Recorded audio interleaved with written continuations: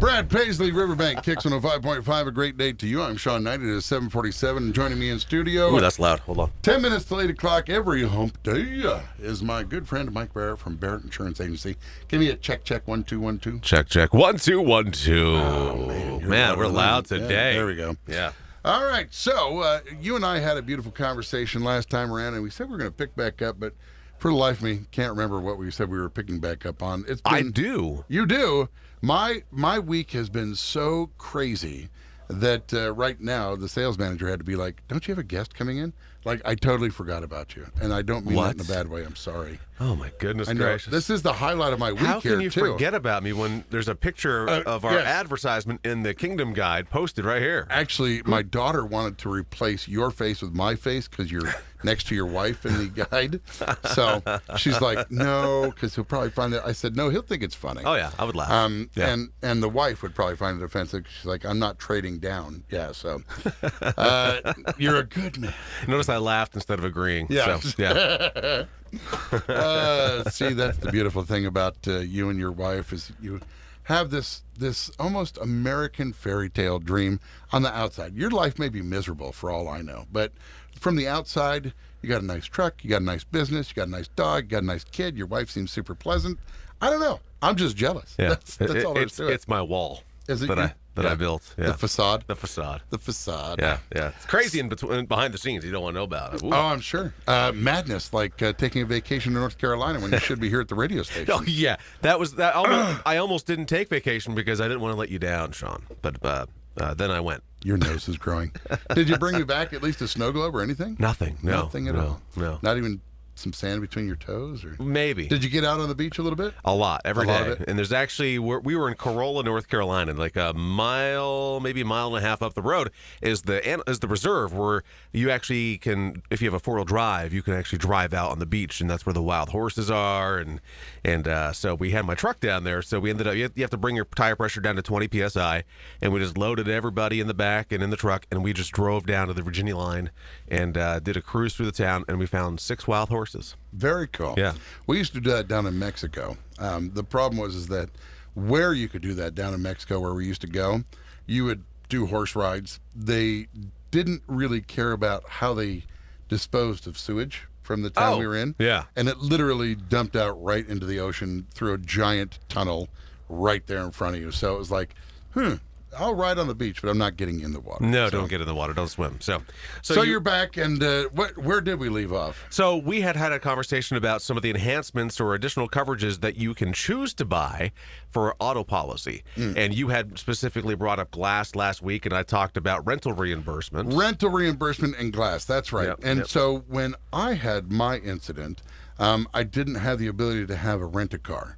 And Diane Roy and I were actually discussing it. She had actually gone and got the extra through you. No, not through me, but Not through you? Through hearing. I swear it was through you. Yeah. And through hearing that, we had started up a conversation. Why wouldn't, and I don't understand. So if I sell you a steak at the grocery store, to me that's okay. That's my meat. And if I wanted to have something extra like a sauce, I'd buy that extra. But for the most part, I've got my steak, I put it on the grill, and I eat it.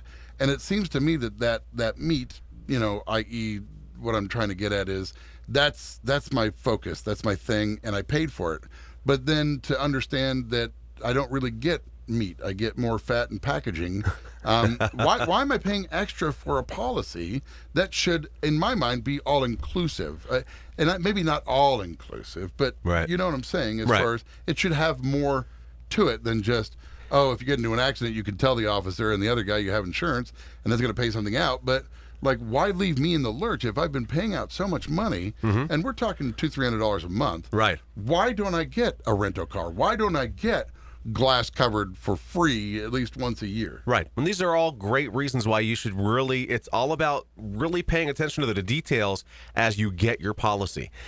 Think about an auto policy as really an a la carte policy with, the plate is getting state liability limits. And now that's the I plate. see that. And now you got to start putting food on it. Now how you explain that is now how I see it. I didn't ever think of it that way. I thought I buy insurance, I'm at an all-you-can-eat buffet. And you're saying, no, it's more like everything is a la carte.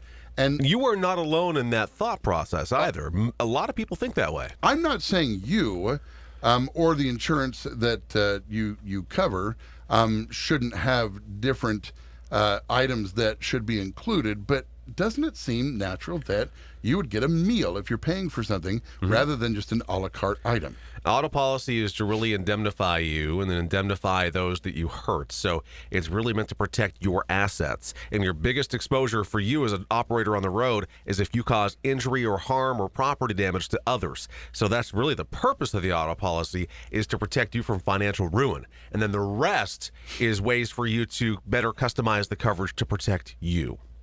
How's that make? It makes amazing sense. Okay. All right. And then last week we had talked about the rental reimbursement, and I talked about it's different than renting a car. We're pretty long in today, so maybe what I'll do is I'll push it off to next week, or I can do a consolidated version. Consolidated version. All right, sir. I got the freedom to go. Let's roll. Talk it. All right. So if I'm on vacation and I'm renting a car and I have rental reimbursement on my auto policy, in no way, shape, or form does that $50 a day, if that's the limit I've chosen, pay for my rental car for my vacation. That's only if I'm in a covered loss and I need a replacement vehicle because my vehicle is unable to be driven. So when you go and rent a car for vacation, then you're getting to the counter and they're going, well, it's going to be $40 a day, but for $39.99, whatever, you can add insurance to it. Insurance with a rental car, not a bad idea. Excess coverage is available on your policy. The problem is that you are exposing yourself slightly if you don't take their insurance. And here's how. They have the right to charge you for every day that car is off the road if it is in a shop getting fixed. So not only are you liable for damage to that car, they're going to try to make you liable for the loss of rental income, whether that car was going to be rented or not, which could be $50 a day. They could also hit you for the depreciation in value for a car that's now been repaired versus just being beautiful and new. So there's some exposures there. My recommendation, have a dialogue with your insurance agent.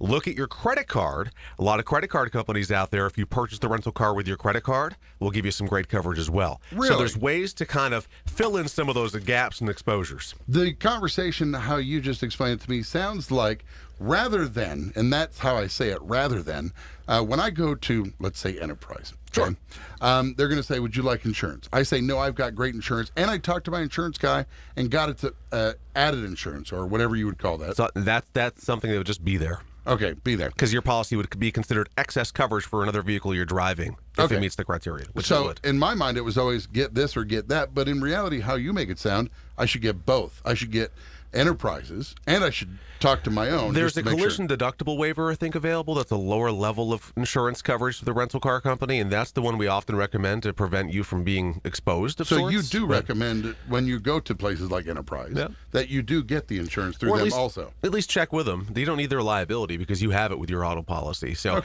what I do is when our clients ask about it, I have two wonderful articles that I actually email them to, or email to them and say, read this and make an informed decision. It's based on your comfort level, because you don't really have to unless you're like me in a bit of a worry ward. You may want to. So something to think about. All right. Mike Barrett, Barrett Insurance Agency. You can talk to him by buzzing him up. Yeah, we're there today. 748-5224. Visit our website. It's thebarrettagency.com. We're also on Facebook, Google, and YouTube as Barrett Insurance Agency. And this is my first day back at work in over a week. So talk really slow. Talk really slow. I'm not quite there yet. Oh, boy.